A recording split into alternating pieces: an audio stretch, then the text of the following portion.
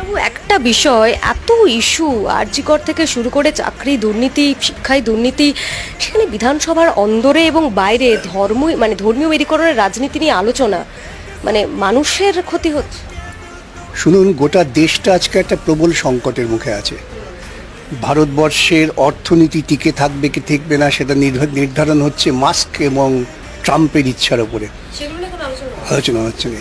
প্রধানমন্ত্রী বসে আছেন, আমাদের বিদেশমন্ত্রী বসে আছেন, সেই সময়ে ভারতবর্ষের নাগরিকদের হাতে হাতকড়া বেঁধে পায়ে শেকল বেঁধে পাঠিয়ে দেওয়া হচ্ছে দেশে। একটা প্রতিবাদী কণ্ঠ নেই।